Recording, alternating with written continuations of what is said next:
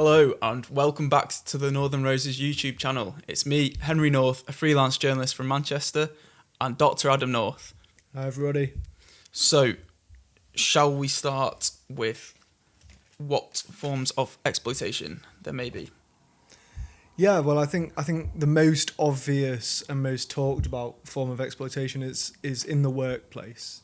The Yeah. kind of class understanding of within capitalism, there are the owners of capital, which is owners of machinery, owners of factories, owners of workplaces and offices, and then the people who actually work on them or in them. And there is, throughout the history of capitalism, that exploitation has been a key point of conflict within modern societies as we now understand them. As long as capitalism has existed, there has always been a fight to redistribute, to find that ground between how much profit the capitalist class can take and how much the workers gain in increased wages, which reflect increased living conditions. So that exploitation is typically rooted within the understanding of workers and the owners of work. Yeah, very, I guess, famously put into words by Karl Marx in his criticism of capitalism. Marx and Engels, who were both writing here in Manchester, and who wrote about how by the football museum, so not just off Deansgate, the working class people would be basically living in conditions where they were living in basically cesspits. There would be sewage everywhere, incredibly unhygienic, unsuitable conditions for living. And they were the real first they are the most famous examples, I think, of people who documented and analysed this class conflict. Yeah, and he used terms such as the bourgeoisie and the proletariat, didn't he? Yeah. With bourgeoisie being the owners of means of production, and you had the proletariat, who were the workers. Yeah, and it's often, understood in maybe more modern language as the proletariat being the working class and the bourgeoisie being upper middle class, people who sort of own maybe quite a bit of, own a few assets, and the more managerial class who govern the workers. Yeah, and Marx spoke a little bit about, and now you're going to have to let me know if I get the pronunciation of this right, but commodity fetishism. Fetishization. Yeah.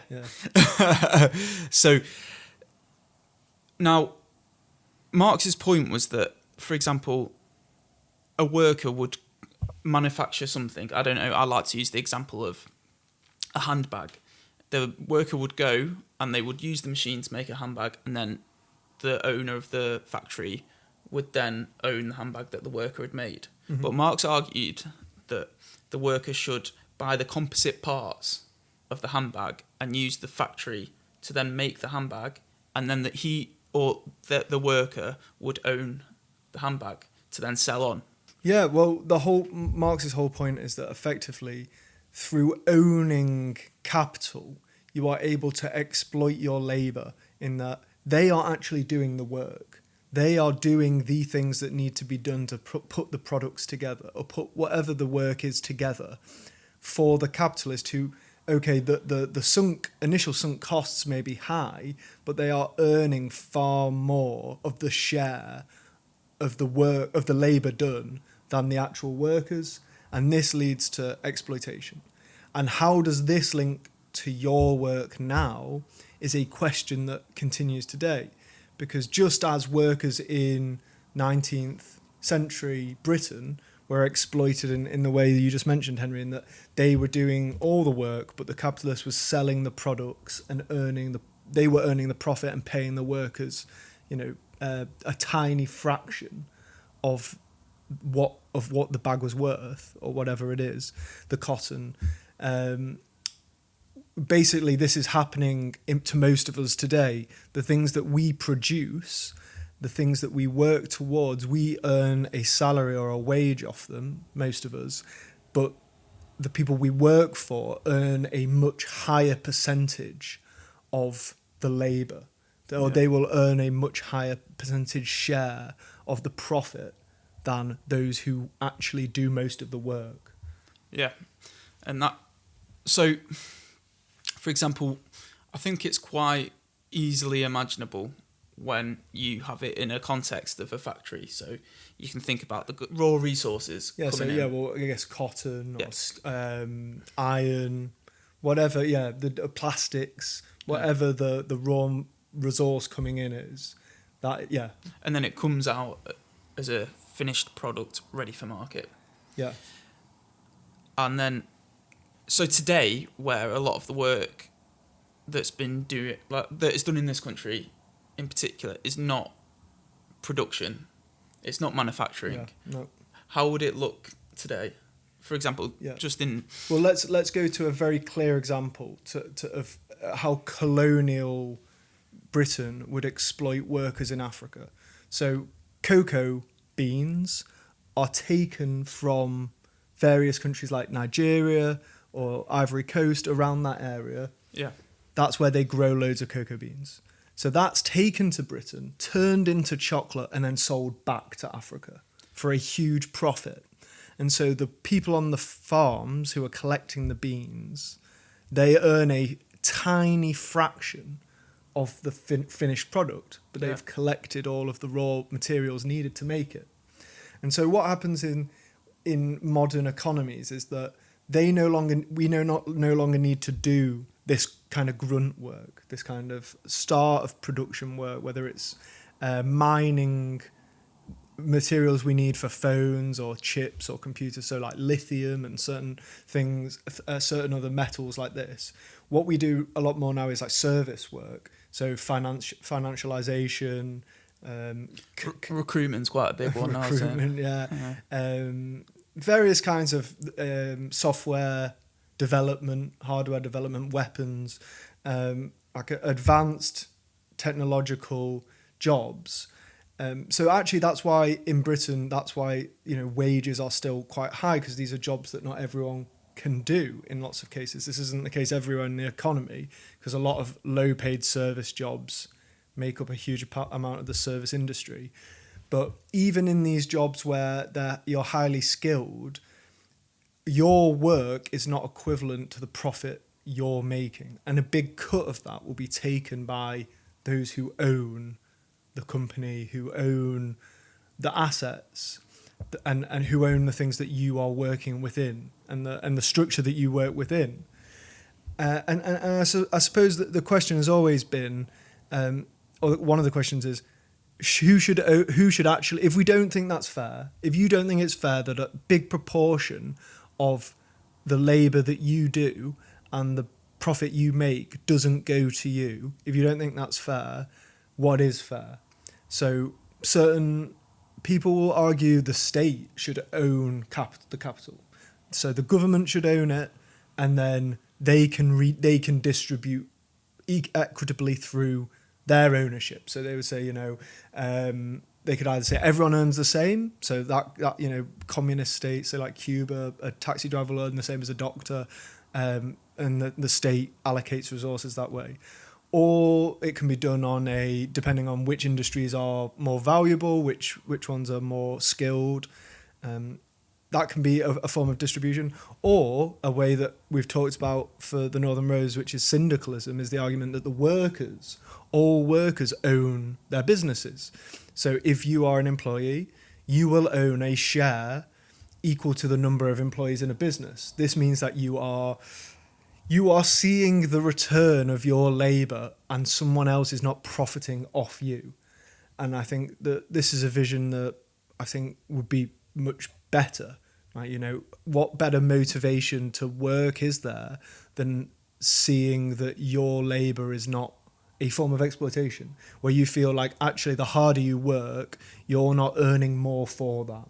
Somebody else is. Whereas if you work harder, you make more because you own it. You are a shareholder. And so these are the key questions regarding worker exploitation that exist. But within the structure of society in which we live and we've built, there are far more forms of exploitation going on. Some reinforce others, some intersect.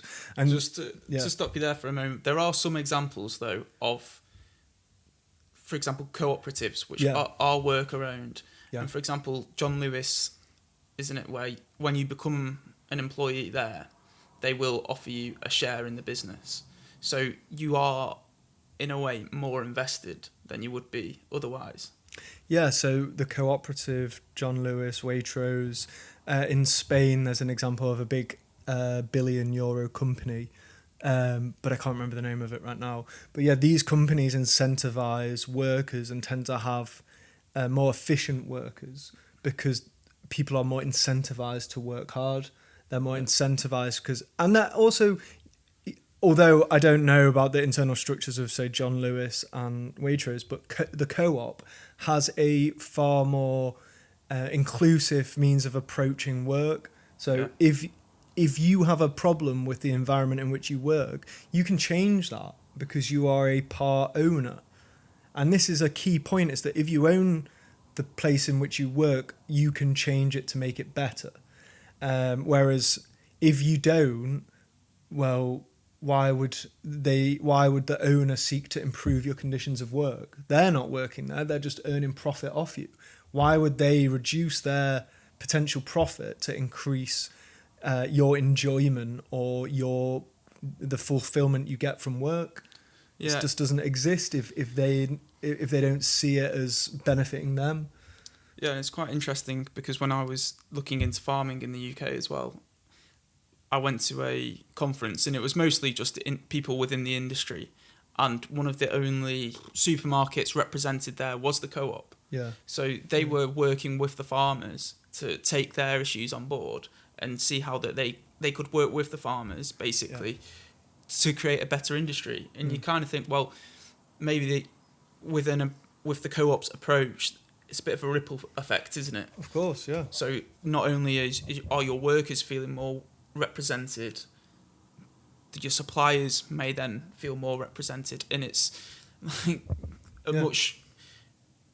it's a much more like cooperative way of doing things, because you think maybe some other supermarkets, it's about grinding your suppliers into the ground, isn't it, to maximise profit.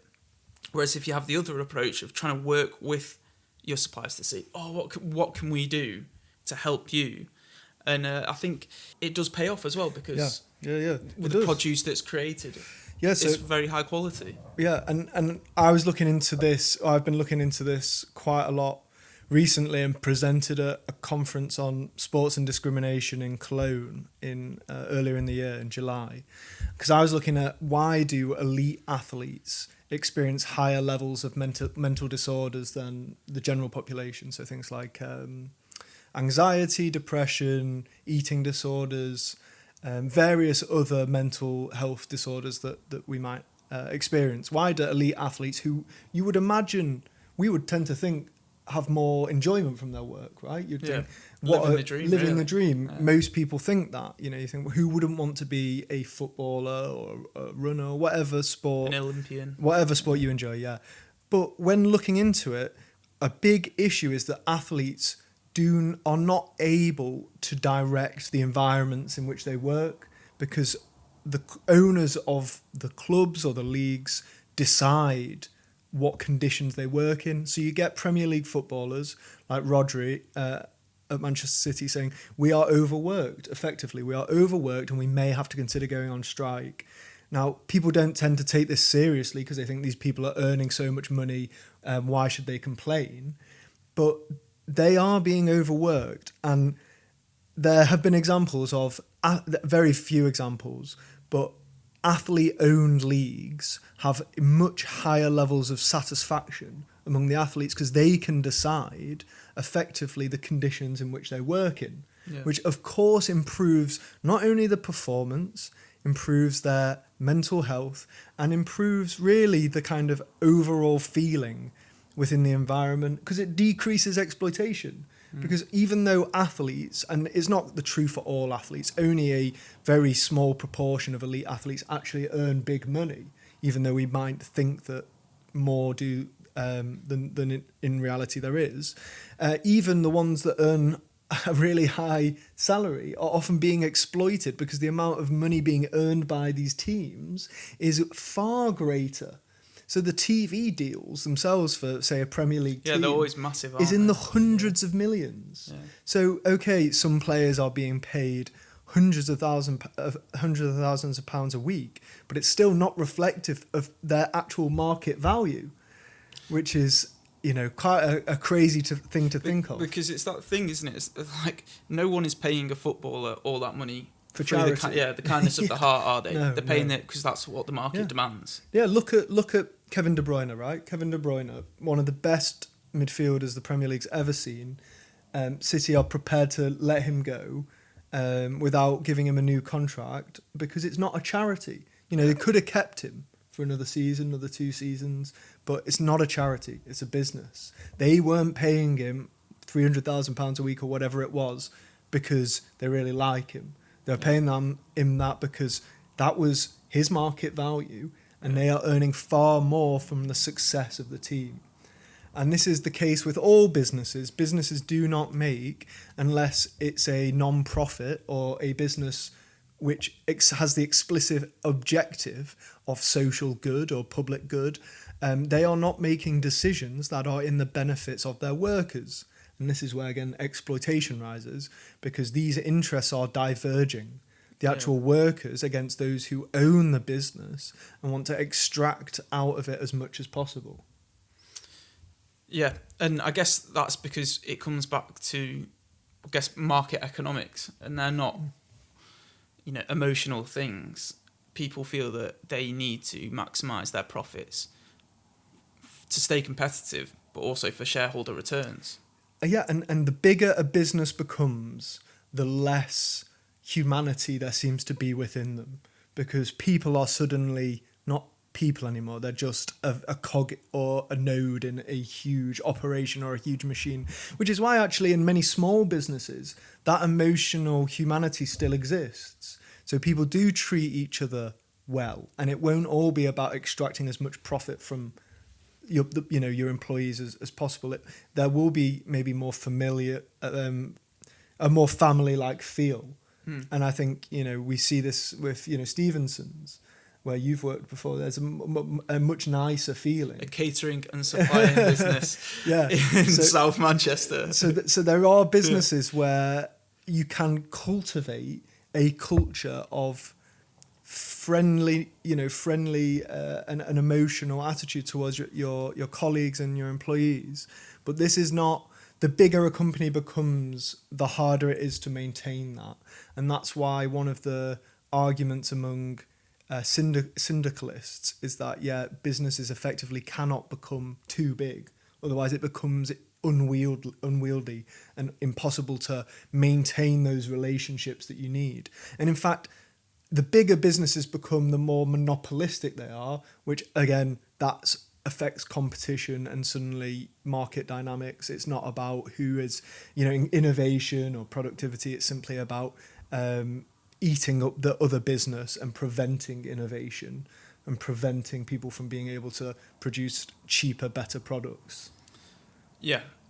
So I think there we've touched on workplace exploitation, and I'm sure most or pretty much everyone watching this will have experienced that in one way or another. That's the basic underlying exploitation of capitalism, but within that is far greater forms of exploitation happening among everyone else as well. So, for instance, there's not only the exploitation of those who own the business and those who work within it, but there's the exploitation of the power dynamics of managers to those below.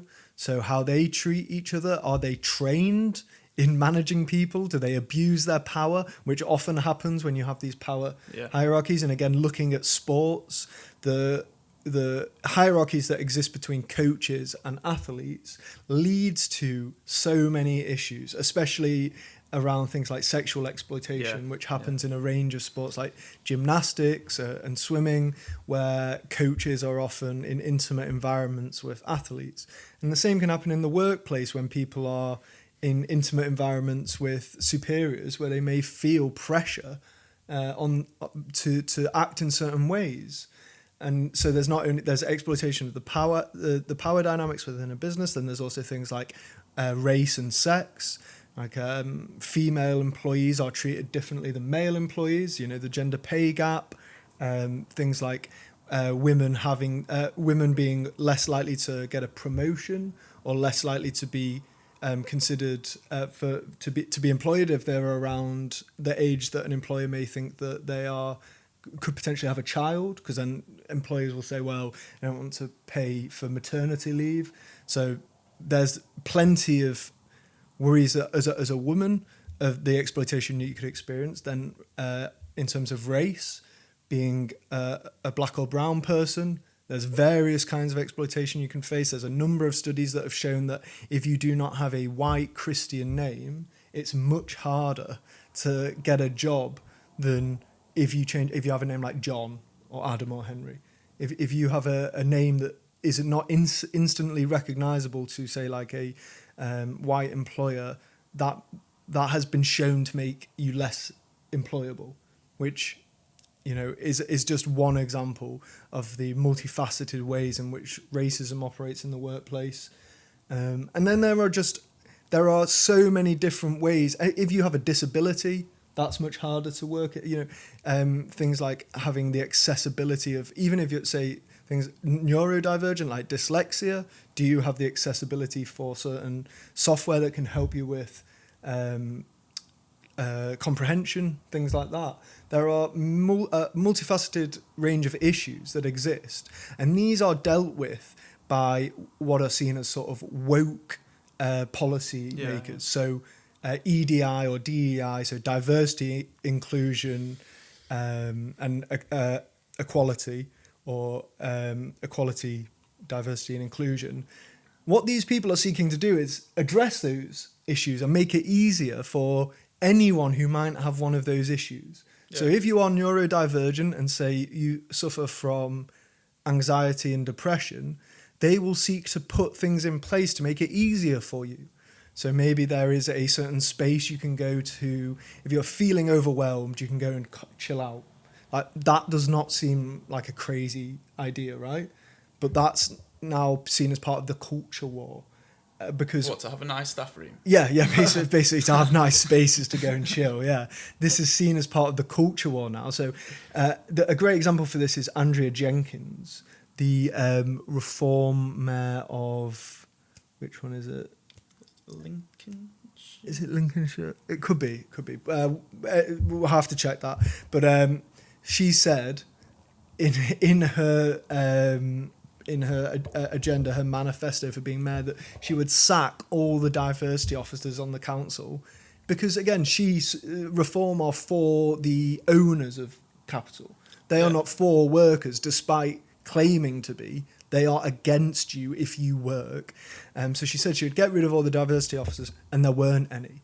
Because, again, she doesn't care about facts, she doesn't care about evidence, and she doesn't care about reality. She just says what she thinks is popular in the moment. And she's not addressing exactly what these people would be there to do, which is to improve the lives of the employees. But, I mean, this is a woman who has explicitly said she doesn't like trade unions, and she thinks that workers are lazy and unproductive. So, you know, take from that what you will, but reform are opposed to working people. And people will still vote for them. But there you go. That's for different issues. But again, that comes to another form of exploitation. Yeah, it does. Which sits within the sphere of sort of like conspiracy theories, misinformation, propaganda, and ideas that are peddled to us by the very rich and the very powerful to prevent us from looking at them, to prevent us from seeing them as the problem and their accumulation of wealth. Rather than that, it's to look at those who don't have any power, those who just want to build a life, those who've fled war, fled famine, fled persecution, to say that they are the problem. They're here to destroy your life. They are taking your jobs, they're taking your houses, rather than saying, actually, It's the very wealthy who are accumulating more and more. They are buying your houses. They are buying the things that you need to survive. And they are cutting your jobs in favor of automation or other, the AI revolution isn't being led by immigrants. It's being led by the owners of capital who want to get rid of your job so they can put AI in and they don't have to pay it. You don't have to pay another worker, and it's profit, more profit. Yeah. I mean, the reform question is a big one, isn't it? I think it is. And what we say here is good, but it's not going to really address how deep rooted reform are. And I think we are trying to address it a little bit more on our Substack. So if you follow the link in our bio, you can see more about what we've written about that. And we've just put out an article today, haven't we, about what a reform Britain might look like. And it is this idea of a nostalgia for a certain past that never existed. This sort of isolationary British Empire where everything's beautiful, we all earn loads of money, and there's nobody has to pay any tax. But this kind of Britain never existed. The British Empire, in fact, was incredibly multicultural because it sucked up people from across the empire to do the jobs that British people didn't want to do. So healthcare, building, and all of these other kind of care or public facing roles that British people didn't want to do. And it's like saying now those people are the problem. Those people that came here to do the jobs that we didn't want to do, well, they're taking the jobs that you still don't want to do. Yeah. Because, okay, if you kick out all the immigrants who are doing care roles, say looking after elderly people, I'm sorry, but how many of these sort of people who go in and throw in bricks at hotels that have asylum seekers in, how many of them are going to want to do those care jobs? Probably none of them. Probably none. Yeah, probably none. Yeah. So we also wanted to talk a little bit about how you may be getting exploited online too. Mm-hmm. And it kind of touches upon through the media as well. So cue the YouTube comments. But we love YouTube comments. Yeah, we love YouTube comments. We wanted to talk about conspiracy theories and how they can really, through misinformation, exploit and manipulate people. Yeah. Well, I think the main thing with conspiracy theories and why they're way more popular now than they ever were is the ability to monetize them. Yeah. Because in the past, a conspiracy theory might have been reasonably popular, but it was often because it was incentivized by hatred. So hatred of Jews, hatred of the other, hatred of black or brown people, hatred of disabled people. That would be the heart of a conspiracy. Or like a propaganda. Yeah, so it was used to say, let's hate on these people because that gives us some kind of joy. Whereas now, a conspiracy theory can not only do the same thing there, but it can make you plenty of money, like cold hard cash. So conspiracy theories have spread like wildfire now because people like Alex Jones, Joe Rogan, Tommy Robinson, or Stephen Yaxley. Stephen Yaxley Lennon, isn't it? I think it is. Yeah, Stephen Yaxley Lennon, which is his real name, but he changed it to Tommy Robinson because he thought his actual name sounded too Jewish. So they all spread these conspiracy theories, but they can make money from them, which increases the desire of these people to put them out and to propagate them and reproduce them. Whereas in the past, you could have sold some books maybe, you could have got some subscriptions, but it wasn't monetizable with like advertising and direct payments like it is now. Yeah. So it's just clear, isn't it, that, watch Russell Brand's videos and who's sponsoring his videos? Yeah, all the... supplements. It's various supplements. It's basically a just cacophony of bullshit, which are just trying to shove down your throat, like literally and metaphorically. But one of the things that I wanted to talk about is why conspiracies are appealing, because they are. Yeah. And the reason is, as humans, we are pattern-making machines. We want to apply patterns to what we see happening in the world because we're intelligent creatures.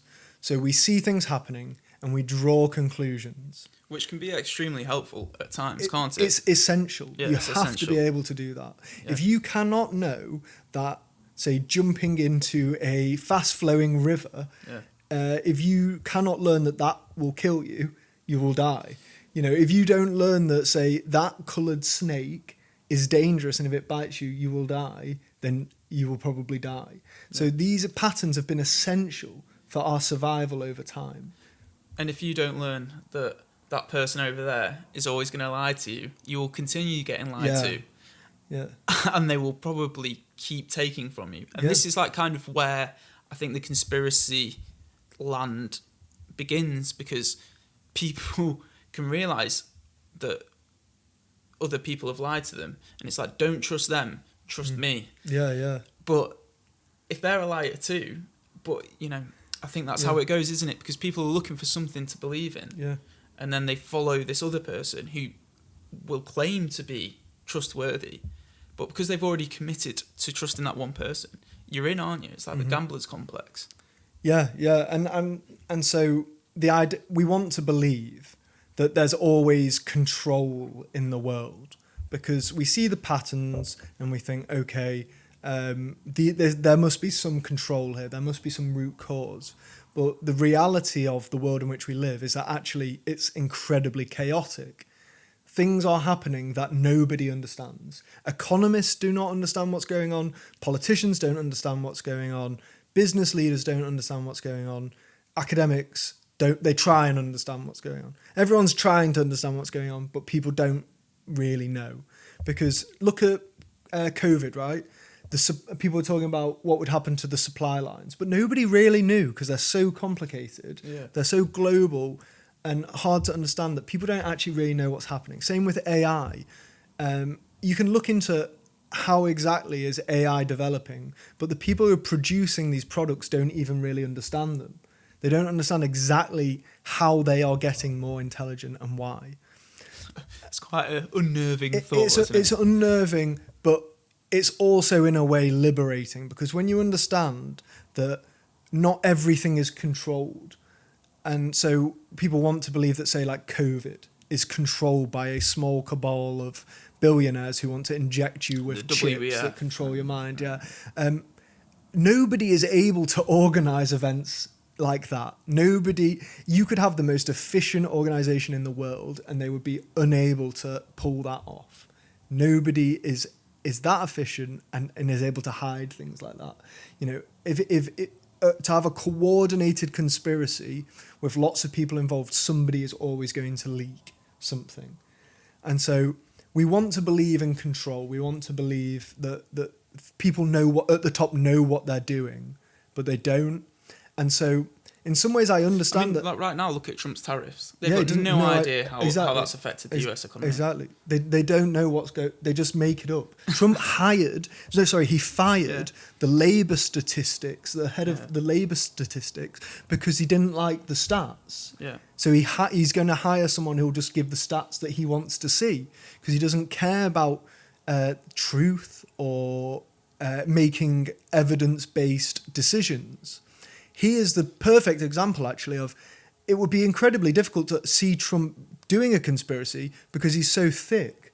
Like he wouldn't be able to organize it in such a way that we wouldn't see it coming. So if he's going to try and force a coup to stay in as a president past 2028, it will be clear that that's going to happen. Well, he's already trying. It already is. Yeah. He's taken control of the police in Washington D.C. as a trial run. Like this is the thing, we see it coming. It's not hidden. It's not this conspiracy behind the scenes. Yeah. And so I actually think that conspiracy theories are a safe haven because it allows you to maintain the idea that there's control in the world and that people know what they're doing and that events can be controlled. But actually, the scarier idea is that no, there is no real control over events, and what happens in many cases is chaos. Yeah. And I think, especially if you're thinking about, say, the climate crisis, to think that there is no one in control here and that things are just happening is a really terrifying thought. But that's why international collaboration is so important, because when you work together, then you can make organised or evidence-based If you don't want to decisions. think about the world's climate spiralling out of control into inferno, just deny it even exists. Yeah, exactly. It's the more comfortable position to say it doesn't even exist. No. And we see Joe Rogan saying that, it's the Earth is simply in a warming period right now, so it's nothing to do with us. Yeah. And there's a really great YouTube channel called Climate Town, where he shows he debunks all of these kind of ways that these people try and talk about or deny climate change. But this is the idea that a conspiracy theory sells you control, whereas actually the world is chaos. And when the world is chaos, how do we make decisions, right? If everything is not straightforward because somebody's controlling it, how do you make the best decisions? And that is evidence and information. So why does the government collect information? Because they need it to make informed decisions. So the NHS, for instance, collects our data, but they use that data to make decisions about where spending should go. So if more people are, say, getting bowel cancer, they can put more spending into bowel cancer research and treatment. That makes perfect sense. Like that, it's not somebody it's not this idea of, secret cabals of people controlling everything. It's all just people who have the right intentions are trying to use evidence and information to make the world a better place through informed decision making. But people like in the Trump government, and what the Reform government would do, is that they do not believe in reason or evidence-based decision making. They simply believe that decision making should be done by a privileged elite. And that for instance, Trump just believes that what he does is right. There's no question about whether it is the right thing to do. It's just always right. But it's like a very autocratic mindset, isn't it? That this is my decision and it's final. Yeah. There's no, like you say, evidence-based decision making of, like you said, there's no really way of telling the future. But if you use what's happened in the past to make an estimated guess on the future, it's going to be better than just some shot in the dark, isn't it? Yeah, and because I think this is part of the difference between the right and the left, is that people on the left tend to acknowledge more so, and this isn't the case with everyone, but they tend to acknowledge more so that they might not be right. And in fact, there are multiple different views, and oftentimes you have to make coalitions. And in coalitions, you have to make concessions. So you have to say, okay, we want this, but we accept that you want that, so maybe we can put it together and come out with something that suits everyone. Whereas on the right, that coalition building doesn't tend to exist in the same way, although they are quite effective at mobilizing around one strong leader. So, for instance, the right-wing movement in the US, so MAGA, Make America Great Again, they back Trump. They might have different aims, like some might just want to ban abortion, some might want to say get rid of all the migrants in the US. But they just support Trump because they know that he kind of is in that nebulous area on all those issues. Whereas the left struggles because although they are prepared to make concessions about certain things, they can't agree on one person to lead them and make those, ultimately make the decisions. So you have the difference where one group is prepared to accept the hierarchy of one leader who is kind of doing sort of things that they agree with, even if it's not their sort of specific objective, whereas the left can kind of agree on a range of issues and make concessions, but they can't really pick a leader to push forward that agenda. And so this is where we kind of see the difference in the two. And ultimately, this is where proportional representation is a better form of governance, because you force people to have to work together. You force people with different ideas to come together and say, let's come together and find a way that we can make all of this, we can try and make it all work. Yeah, and that's been a pretty wide-ranging conversation. But when we're talking about exploitation, if you've got a say in how things are run, or more of a say of how things are run and how they're done, there's less chance that people are going to take the profits away from you, because you have a right, or more of a ability, to stand up for yourself and say how you want things to be done. Yeah. The stronger your vote, the stronger your voice, the less likely you are to be exploited. Yeah. And I think that's what it comes down to really in the end, is like, well, you can have a conspiracy theory thinking that everything is controlled, or you can kind of recognize that it's not controlled. It's a bit wild out there, and you should really try and stand up for your vote as much as you possibly can. Yeah, and this is the final point, I think, on that, is that some people will say, I'll vote for reform as like a protest vote. Yeah. Or I'll vote for these right-wing parties as a protest against other parties. But the problem is in democracy, is democracies in theory accept that even democracies might not be the best form of governance. So democracies enable you to vote yourself out of a democracy. And that is, in many ways, a beautiful thing, because it says even your form of government isn't set. Everything is to you, the people, to vote on. But the problem is, if you vote yourself out of a democracy, it's very, very difficult to get it back. There's only one way of getting it back. Because no other form of government will give it you back without you taking it back. And so that's the thing, is that democracy is only young. We're working to make it better, and proportional representation may be a step towards that, where our voices are heard to a greater extent. But the main thing is that you push to make that vote worth more. Never give it up, because the moment you give it up, nothing gets it back, really. It takes generations to get it back. Yeah. So we'll probably leave it there for now. Thank you for listening and watching. Bye. Bye.